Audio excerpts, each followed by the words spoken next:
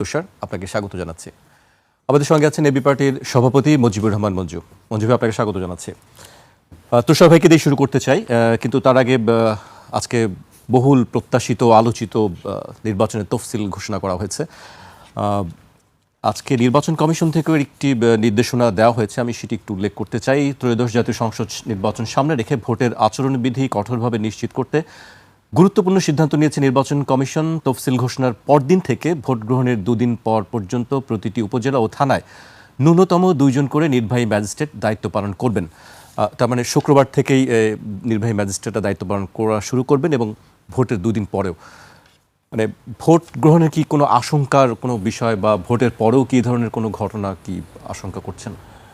আমি কয়েকটি বিষয় একটু বলি। তফসিল তো তফসিলের মতোই, তফসিল ঘোষিতই হয় নির্বাচন হওয়ানোর জন্য, কিন্তু যারা এটা ঘোষণা করেছেন তারা মনে করছেন যে নির্বাচনে যারা অংশ নেবেন তারা আচরণবিধি লঙ্ঘন করবেন। এবং এই যে এক্সিকিউটিভ ম্যাজিস্ট্রেট নিয়োগ করার সিদ্ধান্ত হয়েছে, এটি কিন্তু মূলত নির্বাচনী আচরণবিধি লঙ্ঘন করা অথবা নির্বাচন সংক্রান্ত যেসব অপরাধ হবে এগুলিকে এক ধরনের নিয়ন্ত্রণ করার জন্য, বিচার আচার করার জন্য তাৎক্ষণিকভাবে এক্সিকিউটিভ ম্যাজিস্ট্রেট তাৎক্ষণিকভাবে বিচার করতে পারেন। প্রশ্ন হচ্ছে প্রথমত এই যে এক্সিকিউটিভ ম্যাজিস্ট্রেসি, এই বিষয়টা নিয়ে অনেক জায়গাতে আপত্তি আছে। তাৎক্ষণিক বিচার ধরে নিলাম যে এটা খুবই জরুরি শান্তি শৃঙ্খলা রক্ষা করার জন্য, কিন্তু যদি নির্বাচনের সময় আইন শৃঙ্খলা রক্ষা করার জন্য এক্সিকিউটিভ ম্যাজিস্ট্রেট নিয়োগ করা যায়, এই যে এত মাস ধরে যে প্রতি মাসে মব হচ্ছে, এই সরকার মব নিয়ন্ত্রণের জন্য এক্সিকিউটিভ ম্যাজিস্ট্রেট নিয়োগ করতে পারলো না? নাকি নির্বাচনের সময় মব করলে অপরাধ, নির্বাচনের আগে মব করলে প্রতিবাদ? এইটা হচ্ছে রাজনৈতিক গোজামিল, এইটা হচ্ছে সিদ্ধান্তের অনিরপেক্ষতা, এইটা হচ্ছে জনগণকে বাদ দিয়ে নিজেদের মতো করে চিন্তা করা। জনগণের নিরাপত্তাই তো প্রধান। এই যে নির্বাচনী বিধি লঙ্ঘন হলে কি ঘটবে? নির্বাচন প্রশ্নবিদ্ধ হবে, কিন্তু জনগণের সহায় সম্পত্তি আক্রান্ত হলে, জনগণ যদি বিনা কারণে বিনা অন্যায় কাউকে দিয়ে বা কোনো গোষ্ঠী দিয়ে আক্রান্ত হয়, যদি মাজার ভাঙা হয়, যদি কারো ব্যক্তি অপরাধের জন্য তার পরিবার পরিজনকে আক্রান্ত করা হয়, যদি শুধুমাত্র সন্দেহবশত অথবা ক্ষোভ বশত বা ঘৃণাবশত একজন ব্যক্তি যে সরাসরি অপরাধের সাথে সংযুক্ত না তাকে আক্রমণ করা হয়, অথবা চাঁদাবাজি করার জন্য কাউকে অহেতুক হয়রানি করার জন্য এই কাজগুলি করা হয়, সেগুলি অপরাধ না? তো সেগুলির বিচার আচার কি হবে? শুধু নির্বাচনের সময় বিচার আচার, এর মানে কি? এইখানেই হচ্ছে অনিরপেক্ষতা। এবং এই জন্যই ফখরুল ইসলাম আলমগীর, আমি সেই প্রসঙ্গে আরেকটি জায়গায় আসি। আপনি কি চাচ্ছেন তুষার ভাই যে যেভাবে চলছে চলুক নির্বাচনে? না, আমি সেটা চলছে না।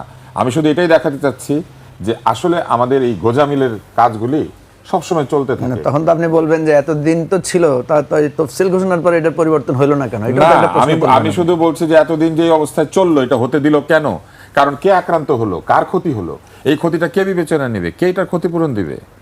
এই বিষয়ে কোনো বিষয় নাই। মূলত নির্বাচনের সময় ক্ষমতাবানরা নির্বাচিত হওয়ার জন্য সব জায়গাতে হাঁটাহাঁটি করবেন, তাদের নিরাপত্তা নিশ্চিত করা হচ্ছে। কিন্তু জনগণের নিরাপত্তা নিশ্চিত করার জন্য এই অন্তর্বর্তী সরকারের মাথায় এখনো কোনো ব্যথা নাই। আমার ধারণা তারা শুরুতেই কয়েক লক্ষ প্যারাসিটামল একসাথে খেয়ে নিয়েছেন, হ্যাঁ, যাতে মাথা ব্যথা না করে। কয়েক লক্ষ প্যারাসিটামল তারা একসাথে খেয়েছেন, খেয়ে তাদের কোনো কিছু নিয়ে মাথা ব্যথা নাই। তারা যেখানে মাথা দিবেন ওইটা নিয়ে তাদের ব্যথা, কিন্তু জনগণের মাথা বাঁচানোর জন্য তাদের মাথায় কোনো ব্যথা নাই। এবং এই সিদ্ধান্তের মধ্যে এটা বোঝা যাচ্ছে। আপনি যেটি উল্লেখ করতে যাচ্ছিলেন, আমি আজকে মির্জা ফখরুল ইসলাম আলমগীর একটি বিবৃতি দিয়েছেন, সেখানে তিনি কি কথা বলেছেন? যে আমি একটা উদাহরণ দিই আপনাকে। কয়েকদিন আগে ফুয়াদ, আমার খুবই মানে আদরের একজন মানুষ, ফুয়াদকে যেভাবে আক্রান্ত করা হলো, এটা মব না? এবং এই ঘটনার কারণেই এত এক্সিকিউটিভ ম্যাজিস্ট্রেট নিয়ে এত চিন্তা ভাবনা। তিনি অবশ্য মব বলতে এটি রাজি নয়, সেটা তার ব্যক্তিগত বিষয়, অনেক উদার গণতান্ত্রিক হতে পারে, কিন্তু এটা তো মব, একদল লোক। হ্যাঁ, এক অর্থে মব না যদি তাদের রাজনৈতিক পরিচয় থাকে, কিন্তু পত্রিকাগুলি কেউ তাদের রাজনৈতিক পরিচয় দেয় নাই, বলেছে জনতা। তো এটা কোন জনতা? তিনি সরাসরি বলছেন বিএনপির একাংশ, সেটা সে অভিযোগ করেছে। মবে যারা আক্রান্ত হয় তারাও অভিযোগ করেছে যে এটা অমুক জনতা তমুক জনতা, কিন্তু মব তো মবই। পরিচয় দিয়ে আসতে হবে, হাতে ব্যানার নিয়ে পরিচয় নিয়ে দাঁড়িয়ে বলতে হবে যে এই রাজনৈতিক কারণে তাকে আমরা আক্রমণ করেছি। ব্যাপারটা কিন্তু তাই। যতক্ষণ পর্যন্ত একটি গোষ্ঠীর পরিচয় নিশ্চিত করা যাচ্ছে না ততক্ষণ পর্যন্ত এটা সকলে মিলে করেছে, এটা মব। এবার আসেন আপনার পরের প্রশ্ন। মির্জা ফখরুল ইসলাম আলমগীরের বিবৃতি আমরা দেখেছি, তিনি বলেছেন যে দায়িত্ব গ্রহণের পর অন্তর্বর্তী সরকারের যে মানবাধিকারের ক্ষেত্রে, আইন শৃঙ্খলার ক্ষেত্রে যে অগ্রগতি হওয়ার কথা ছিল, সে অগ্রগতি হয়নি। এর পাশাপাশি তিনি আরেকটি কথা বলছেন, বিচার বহির্ভূত হত্যা ও হেফাজতে মৃত্যুর স্বাধীন তদন্ত ও আইন শৃঙ্খলা বাহিনীকে জবাবদিহির আওতানার কথা বলেছেন। উনি পলিটিক্যালি খুব কারেক্ট মানুষ, তো উনি সব দিক ঠিক রেখে কথা বলেন এবং ওনার কথায় আসলে খুব একটা ভুল খুঁজে পাওয়া যায় না। কিন্তু উনি মূলত একটা গতানুগতিক দাবি জানিয়েছেন আর কি। এবং যেটা বলেছেন যে অন্তর্বর্তী সরকার নিরপেক্ষতা বজায় রাখতে পারে নাই, সেই কথা তো ধরেন একটু আগে আমিও বললাম। আমি আরেকটা উদাহরণ দিই। আমি একজন মানুষকে খুব ভালোবাসি, আমাদের প্রেস উইংয়ের দায়িত্বে যিনি আছেন, উনি কয়েকদিন আগে একটা স্টেটাস দিয়েছেন, সেখানে উনি ফুলবাড়ি কয়লা তোলা দরকার ছিল এরকম বলেছেন। এটা একটা চমৎকার যুক্তি। দেখেন, আমি প্রসঙ্গটা জোর করে টেনে আনছি, এটা কিছু মনে করবেন অবশ্যই আমাদের কিছু মনে জানার করবেন প্রয়োজন না, কিন্তু পরে তিনি একটা স্ট্যাটাস দিয়েছেন যে উনি এএফপিতে যখন ছিলেন, এএফপিতে থাকলে এক ধরনের তিনি লিখতেন, কিন্তু এখন সরকারে ঢুকে উনি আরেক ধরনের লিখছেন, কারণ তার অভিজ্ঞতা ডিফারেন্ট হয়েছে। এএফপিতে থাকার সময় তার বিবেক কাজ করে নাই, বা দেশের জন্য যে বুদ্ধি সেটা কাজ করে নাই। একজন সাংবাদিক কি কোথায় চাকরি করছে সেটার কথা চিন্তা করে লেখালেখি করবে, নাকি অবশ্যই সে যেটা সত্য জানে সেই লেখালেখি সেটাই করবে সে। প্রবলেমটা এইখানেই। আমরা কি করে জানেন, আমরা শেষ পর্যন্ত নিরপেক্ষ থাকতে পারি না। এটা আমি ব্যক্তিগতভাবে আমাকে ওইখান থেকে আলাদা রাখছি না, কিন্তু আমরা নিরপেক্ষ থাকতে না পারলে আমরা সেটাকে আমরা সেটাকে অ্যাকনলেজ করি যে আমি এই জায়গাটাতে নিরপেক্ষ থাকতে পারি নাই। এই একই ঘটনা এই অন্তর্বর্তী সরকারের জায়গায় ঘটেছে। কিভাবে ঘটেছে আপনি দেখেন, একটা দল তৈরি হয়েছে অন্তর্বর্তী সরকারের উপদেষ্টারা পদত্যাগ করে, আবার সেই দল উপদেষ্টারা পদত্যাগ করার পর জায়গা খালি রেখেছে, ওনারা আসবেন এই আশায়, এবং পত্রিকাতে সেটা রিপোর্ট হয়েছে। একজনের জন্য দূরবর্তী এলাকায় লক্ষ্মীপুর সম্ভবত, আরেকজনের জন্য ঢাকা 10 একেবারে ধানমন্ডি। হ্যাঁ, তো এই যে দুইটা আসন খালি রাখা হয়েছে, সাংবাদিকরা বলছেন যে ওনারা আসবেন বলে জায়গা খালি। ওনারা আসবেন কি করে জানে? এই জন্য জানে যে উপদেষ্টা যাই হোক না কেন, রাত্রেবেলা বাড়িতে গিয়ে তারা ছাগল জবাই করে খেত সবাই। যার বাড়িতে আপনি ছাগল জবাই করে খেয়েছেন তার বাড়ির খবর আপনি সবার আগে জানতে পারবেন, আবার ছাগল খেয়েছেন আরেকজনের। তো এইগুলা হচ্ছে অনিরপেক্ষতা। এগুলা নিয়ে কোনো কথা হয়েছে? হয় নাই। এবং এই যে অনিরপেক্ষতার জায়গা এরকম শত শত আছে। ছোট ছোট অনিরপেক্ষতা কি করে জানেন, সবগুলি এক জায়গায় জড়ো করলে বড় হয়ে যায়। আজকের পত্রিকায় খবর আছে স্বাস্থ্য সংস্কার কমিশনের সেটি চেয়ারম্যান। নিয়ে আমি আপনার কাছে জানতে চাচ্ছিলাম, আপনি সবই আগে থেকে জি আচ্ছা, আপনি মঞ্জু ভাইয়ের কাছে এই প্রশ্ন ঠিক আছে, আমি স্বাস্থ্য সংস্কার কমিশন এটা আসেন, তারপর এটি পরের দিকে আসি। আমি আগে নির্বাচন নিয়ে, রাজনীতি নিয়ে আলোচনা করি। মঞ্জু ভাইয়ের কাছে আসতেছি। মঞ্জু ভাই, গত রোববারের পর থেকেই আপনারা একটি কথা বলছেন যে আসলে যে নির্বাচনের পরিস্থিতি আসলে কি হবে, যেখানে দুজন নির্বাহী ম্যাজিস্ট্রেট নিয়োগ করার কথা বলা হচ্ছে। আইন শৃঙ্খলা পরিস্থিতির যে আইন শৃঙ্খলা বাহিনী ছিল তারাও কিন্তু দায়িত্ব পালন করেছে। যে ঘটনাটি ঘটেছে তাদের সামনেই এই ঘটনাটি ঘটেছে, যেটি অভিযোগ করা হয়েছে। তাহলে আইন শৃঙ্খলা বাহিনী কি যথেষ্ট মানে আসলে পরিস্থিতি স্বাভাবিক রাখার জন্য, নাকি আসলে রাজনৈতিক দলগুলোর তাদের সংস্কৃতিটা পরিবর্তন করা জরুরি? হ্যাঁ, ধন্যবাদ। আমি যেটা বলছিলাম যে দেখেন, তফসিল ঘোষণাটা কিন্তু একটা অগ্রগতি আমাদের রাজনৈতিক অঙ্গনের জন্য। কারণ এতদিন কথা ছিল যে ইলেকশন আদৌ হবে কিনা, কথা বিএনপি প্রশ্ন তুলেছিল যে এই সরকার ইলেকশন করতে চায় না, তারা লম্বা সময় ধরে থাকতে চায়। তারপরে জুনে না ডিসেম্বরে না এপ্রিলে না, এই নানা পথ পরিক্রমায় আমরা কিন্তু এখন একটা ফিক্সড জায়গায় এসে পৌঁছেছি। আমরা একটা নির্ধারিত ডেট পেলাম, আমরা একটা শিডিউল পেলাম। That means election already started. এখন যে কথাটা তুষার ভাই বললেন যে ইলেকশন আসলে উত্তেজনাটা আরও বাড়ে, একটা স্পেশাল সিচুয়েশন তৈরি হয়। কারণ আমরা এখন 5টা নেতা একসাথে কনস্টিটিউশনিতে মুভ করে, যেটা এতদিন হয় নাই। এখন যখনই মুভ করে, যখনই সবাই একসাথে ক্যাম্পেইন করে, যখনই একসাথে মিছিল প্রচারণাটা চালায়, তখন উত্তেজনাটা আর বাড়ে। উনি এতক্ষণ যেটা বললেন যে এমনিতেই তো আইনশৃঙ্খলা পরিস্থিতি খুব ভোলাটাইল। আইনশৃঙ্খলা পরিস্থিতি এতদিন উন্নতির জন্য আপনার কোনো পদক্ষেপ নেন নাই কেন? ওনারা বলছেন যে ওনারা পদক্ষেপ নিয়েছেন, এটা আরও খারাপ হওয়ার কথা ছিল, এটা আরও বাজে হওয়ার কথা ছিল। এরকম পরিস্থিতিতে দেশে গৃহযুদ্ধ হয়, দেশে আরও বেশি মানে যেটাকে মব বলা হচ্ছে এটা আরও বেশি হয়।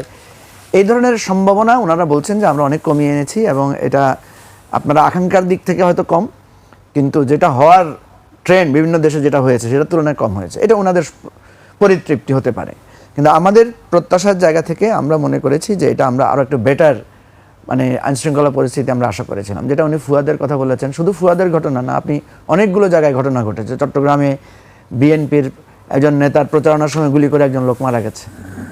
কয়েকদিন আগে ঈশ্বরদীতে গোলাগুলি হয়েছে, সেখানে অস্ত্র ব্যবহার করা হয়েছে। বিএনপি জামাত মানে সরাসরি সংঘাতে ওনারা লিপ্ত হয়েছেন। গতকালকে মিরসরাইতে একটা ছেলে মারা গেছে, মানে বাংলাদেশের, এটা খুবই দুঃখজনক। এটা আমরা এটার নিন্দা ও প্রতিবাদ জানাচ্ছি। ঢাকায় আপনার ঘটনা ঘটছে, বিভিন্ন কলেজে মারামারি হয়েছে। ঢাকা শহরে প্রচুর ঘটনা এরকম ঘটেছে। তো আমরা প্রত্যেকটা ঘটনাকে মনে করি যে প্রশাসনের গোয়েন্দা বিভাগের বিরাট একটা ফেলিউর আছে এখানে। আমি মনে করি যে গোয়েন্দা বিভাগ এখানে কোনো কাজই করছে না। কেন কাজ করছে না? গোয়েন্দা বিভাগের কাছে তো তথ্য আছে, তারা যেসব রিপোর্ট দিয়েছে সেই রিপোর্টে কিন্তু আপনি যেগুলো বলছেন সেগুলো কিন্তু আগে থেকে তারা বলছেন। আপনাকে বলি জাকির, আপনি দেখেন এই যে এই যে গোপালগঞ্জে যে ঘটনাটা ঘটলো এনসিপির সমাবেশকে কেন্দ্র করে, সেটা তো 3-4 দিন আগ থেকে খুব উত্তপ্ত পরিস্থিতি ছিল। কর্মসূচি পাল্টা কর্মসূচি ঘোষণাগুলো ছিল। তাহলে এখানে গোয়েন্দা বিভাগ বা আইন শৃঙ্খলা পরিস্থিতি কী ব্যবস্থা নিয়েছিল ওনারা? এরকম একটা পরিস্থিতি হলো, পরে আর্মির ভ্যান সাজোয়া যান পাঠিয়ে সেখান থেকে ছাত্র নেতৃবৃন্দকে উদ্ধার করতে হলো। এরকম পরিস্থিতি হয়েছে কেন? তার মানে হচ্ছে গোয়েন্দা বিভাগের হয়তো রিপোর্টে ঘাটতি ছিল, অথবা রিপোর্ট অনুযায়ী ওনারা কোনো ব্যবস্থা নেন। আমি উদাহরণ অনেক দিতে পারবো আপনাকে, লম্বা আলোচনা আমি যেতে চাই না। আমার কথা হচ্ছে ওকে, পাস্ট ইজ পাস্ট। এখন আমার নির্বাচন শুরু হচ্ছে, এখন আপনি এক্সিকিউটিভ ম্যাজিস্ট্রেট পাঠাচ্ছেন, ওয়েল, এখন আপনার পুলিশ আছে, সব কিছু সত্য। তো কালকেও যদি একই ঘটনা ঘটে, ফুয়াদকে যেভাবে আপনার ঝাড়ু মিছিল বানিয়ে বানিয়ে গল্প বলে বলে নতুন করে ভাড়াটের লোকে নিয়ে মিছিল করানো হচ্ছে, তারপরে কোন কথা থেকে কোন কথা বানিয়ে রাজনৈতিক রূপ দেওয়া হচ্ছে, এগুলো তো নির্বাচন আরো হবে। নির্বাচন তো উত্তপ্ত। আরেকটি কথা বলেছে যে এলাকায় আসলে আমরা আবার দেখে এই যে নিব। একজন আরেকজনকে মানে অবাঞ্ছিত ঘোষণা করছেন, দেখতে আসতে দিবেন না। তো এই বিষয়গুলো কে কাকে আসতে দিচ্ছেন না বলেন? ভাই, আওয়ামী লীগ কাউকে আসতে দেয় নাই, তখন তো কেউ এটা বলেন না যে আওয়ামী লীগের প্রতিরোধ করব। আমরা তো সবাই ঐক্যবদ্ধ ছিলাম। তো সুতরাং এই আলোচনাগুলো করলে অনেক করা যাবে। আমার কথা হচ্ছে প্লিজ এটা করেন না, আপনারা যারাই করতেছেন করেন না, কারণ সেই যুগটা আর নাই। আপনি এখন ওই বরিশালের একটা ঘটনা ন্যাশনাল ইস্যু হয়ে যাচ্ছে, কিন্তু সারা দেশে কিন্তু ওই ভিডিও ছড়িয়ে পড়ছে, এবং আপনি কাকে কি শিখাই দিচ্ছেন, ঝাড়ু হাতে কাকে বলে দিচ্ছেন, ওগুলো কিন্তু কেউ গোপনে রেকর্ড করে কিন্তু ছেড়ে দিচ্ছে, ফলে আমরা জেনে ফেলছি। তো সুতরাং এখন এটা কেউ করবেন না প্লিজ। আপনারা যদি মনে করেন যে আগের মতো ভোট ডাকাতি করবেন, ভোট চুরি করবেন, আমি আপনাকে নিশ্চয়তা দিতে পারি। আপনি দেখেন, আজকে আবু সাঈদের একটা ছবি আমাদের কাছে, একটা ভিডিও আমাদের কাছে একটা বিপ্লব ঘটিয়ে দিয়েছে। তো আবু সাঈদের মতো এরকম অনেক লোককে কিন্তু গুলি করে মারা হয়েছে, আমাদের কাছে ছবি নাই, আমাদের কাছে ভিডিও নাই বলে আমাদের সেটা স্পার্ক করে নাই। কিংবা ওই যে পুলিশের বক্তব্য যে স্যার একটা মারে তো আরেকটা পালায় না, আরেকটা দাঁড়ায় যায়, ওই কথাটার ভিডিওটা যদি কেউ ধারণ না করতো, তাহলে তো এই পক্ষান আমরা জানতে পারতাম না। সুতরাং এখন কিন্তু সব জায়গায় আপনার ভিডিও আসবে, সব জায়গায় আপনার কথা চলে আসবে। সুতরাং আপনারা সৎ রাজনীতিতে ফিরে আসেন। এটা একটা গ্লোবাল মানে ফেনোমেনন তৈরি হয়েছে, সোশ্যাল মিডিয়া অনেক পাওয়ারফুল। আমরা কেউ কাউকে এলাকায় অবাঞ্ছিত করে রাজনীতি করতে পারবো না, এই রাজনীতি চলবে না। বুঝে নিলে ভালো, আর যদি বুঝে না নেন, এটা গ্র্যাজুয়ালি আপনাকে দেখেন, শেখ হাসিনাকে গ্র্যাজুয়ালি কোথায় নিয়ে গেছে। আমরা এখন অনেক কথা বলতে পারি, আওয়ামী লীগের অনেক অবদানের কথা বলতে পারি, বাংলাদেশে আওয়ামী লীগের মুক্তিযুদ্ধে অবদানের কথা বলতে পারি, কিন্তু চোখের সামনেই তো আমরা দেখলাম আওয়ামী লীগ কীভাবে গণবিচ্ছিন্ন হয়ে আজকে তাকে এখান থেকে পালিয়ে যেতে হলো। এই রাজনীতির পরিণতি আওয়ামী লীগের জন্য যেটা হয়েছে, এটা তো কালকে আমার জন্য হবে ভাই। আওয়ামী লীগের পরিণতি দেখে খুশি হয়ে তো লাভ নাই।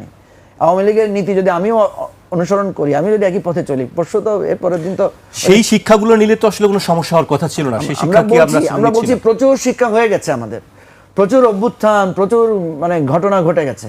এখন আমাদের রিয়েলাইজ করার সময়, এখন আমাদের অনুভব করার সময়। আমি আপনাকে শুধু বলবো যে আপনি যে কথাটা বললেন যে নির্বাচন এসেছে, নির্বাচনের শিডিউল ঘোষণা হয়েছে, নির্বাচনে যে আরপিওর মানে আইন আচরণবিধি যেটা বলা হচ্ছে, আমি মনে করি এই যে ম্যাজিস্ট্রেটরা থাকবে এটা কঠোরভাবে করতে হবে। পুলিশ এখন দেখাতে হবে যে ওনারা নিরপেক্ষ আছেন। ওই যে বলে না, বিড়াল প্রথম রাতে মারতে হবে। প্রথম রাতে আপনি যদি 8-10টা ঘটনা করতে পারেন, প্রমাণ দিতে পারেন, স্থাপন করতে পারেন, তাহলে নির্বাচনটা করা যাবে। আদারওয়াইজ নির্বাচন সুষ্ঠু হবে, উৎসবমুখর হবে বলে আমি মনে করি না।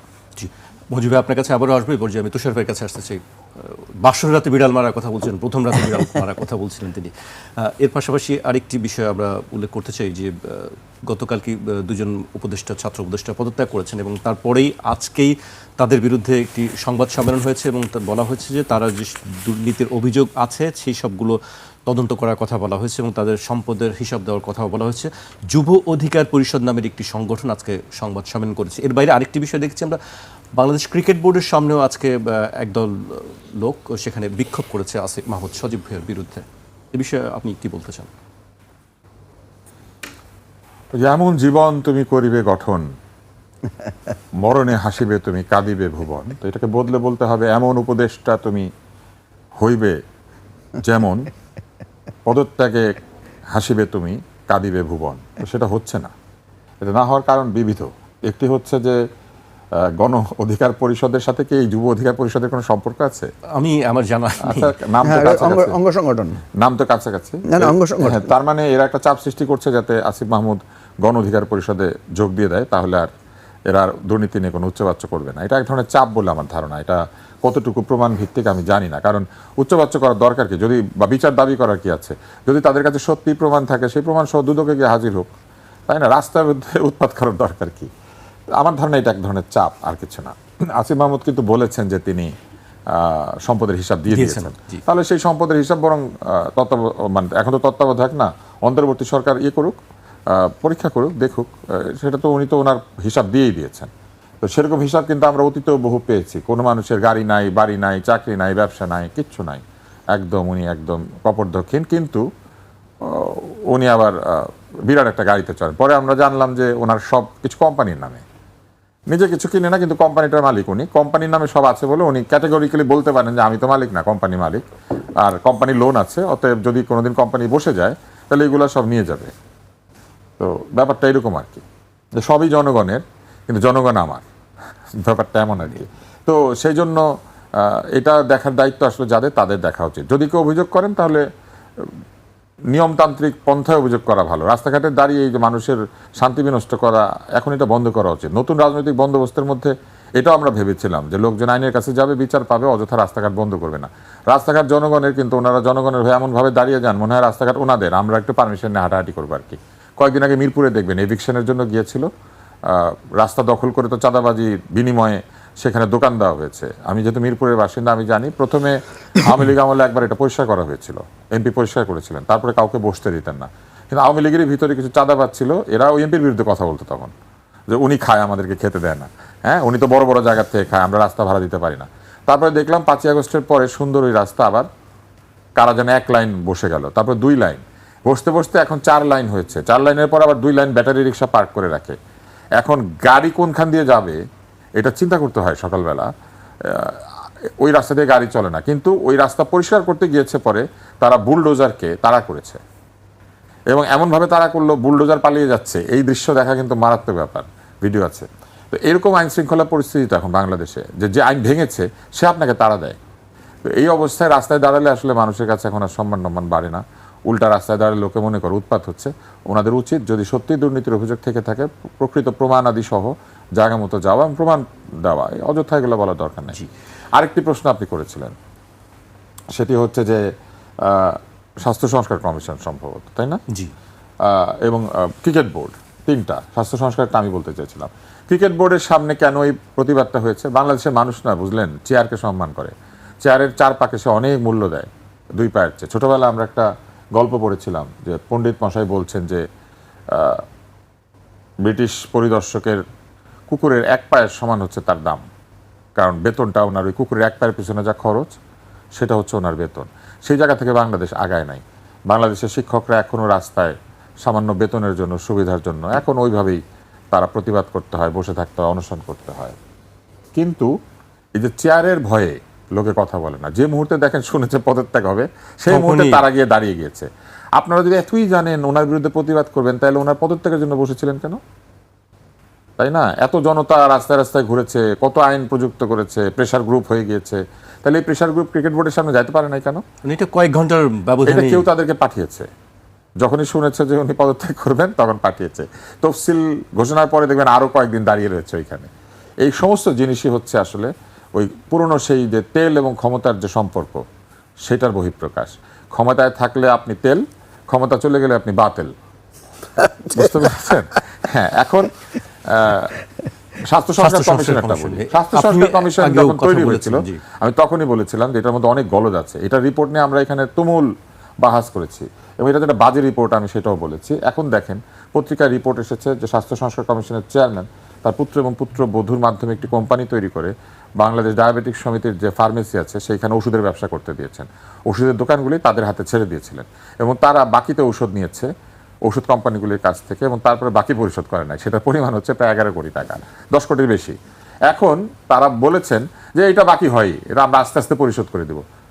রোগীদের কাছে যে ওষুধ বিক্রি করেছিলেন ওইটাকে আস্তে আস্তে পরিশোধ করার ভিত্তিতে বিক্রি করেছিলেন বাকিতে। বারডেম বাকিতে ওষুধ বেচে, বার্ডাসের ফার্মেসিতে বাকিতে ওষুধ বিক্রি করে। রোগীর কাছ থেকে নগদ নিয়েছেন, সেই টাকা শোধ করেন নাই কেন? ওষুধ বিক্রি করলে তো কমিশন আছে, সেটাই ওষুধের লাভ, তাই না? ওষুধের দামের সাথে ফিক্স করা আছে। আপনি একটা ওষুধ বেচলে কয় টাকা পাবেন, তাহলে আপনি সেই টাকা ওষুধ কোম্পানিকে পরিশোধ না করে কোথায় রেখে দিলেন আর বলছেন আস্তে আস্তে দিবেন? এইরকম নৈতিক অবস্থা একটি প্রতিষ্ঠানের, যে প্রতিষ্ঠান ওনারা চালান, এবং সেই প্রতিষ্ঠানের প্রধান হচ্ছেন আমাদের স্বাস্থ্য সংস্কারের কমিশন করতে এসেছেন, ওইখানে রেখেছেন ডাক্তাররা কমিশন খায়। গোজামিল তো শুধু রাজনীতিতে না, গোজামিল তো সব জায়গায় আছে। একটা স্বাস্থ্য সংস্কার কমিশনের রিপোর্টের মধ্যে পুরো একটা পেশাজীবী সম্প্রদায়কে ছোট করা হয়েছে। বলা হয়েছে ওষুধ কোম্পানি কোনো খরচ করতে পারবে না, এটা পারবে না, ওইটা পারবে না, ডাক্তাররা অনৈতিক সুবিধা নিয়ে থাকে এরকম ইঙ্গিত করা হয়েছে। এটা কেমন নীতির মধ্যে পড়ে? আপনি রোগীর কাছে নগদে ওষুধ বেচেন আর ওষুধ কোম্পানির টাকা বাকি রেখে দেন, আবার পত্রিকায় বলেন যে আমি এই টাকা ধীরে ধীরে শোধ করব। ওনাকে ডেফার্ড পেমেন্টে দিয়েছিল, চুক্তির মধ্যে লেখা আছে ধীরে ধীরে শোধ করার কথা। ওষুধ কোম্পানিগুলোকে কিভাবে মানে জিম্মি করা হয় এটা হচ্ছে তার প্রমাণ। জিম্মি শব্দটা কিন্তু বিদেশি শব্দ, এটা জানেন নিশ্চয়ই। ধিম্মি, জি। ধিম্মি থেকে জিম্মি, এটা হচ্ছে অ্যারাবিক, এবং ধিম্মি হচ্ছে ইউ আর প্রোটেক্টেড। মজার ব্যাপার, কাউকে জিম্মি করা মানে হি ইজ প্রোটেক্টেড। আমাদের বাংলাদেশে সেটা হয়ে গেছে যে অপহরণ করা হয়েছে, তাকে প্রোটেক্টেড বিকজ অফ র্যানসম, কিন্তু আসলে সেইটা না। আমাদের নিরাপত্তা হেফাজতে নেওয়া হয়। নিরাপত্তা হেফাজতে নিলে সে হচ্ছে ধিম্মি। যাই হোক, এগুলো নিয়ে আসলে বেশি জানা একটা প্রবলেম, বা কম জানা একটা প্রবলেম। তো আমি একটু কম জানি বলে এগুলো নিয়ে কথা বলছি। তো এখন এই যে তাদেরকে জিম্মি বানানো হয়, কিভাবে জিম্মি বানানো হয়? বারডেমে তাকে ওষুধ বেচতে হবে, এত বড় হাসপাতাল, তাহলে সে ওষুধ দিতেই হবে তাকে। এই কারণে কিন্তু এই বাকিটা করা গিয়েছে। বাকি চাইলে ওষুধ নিবে না, আরেক কোম্পানির ওষুধ নিবে, ফলে তারা বাকি দিয়ে গেছে।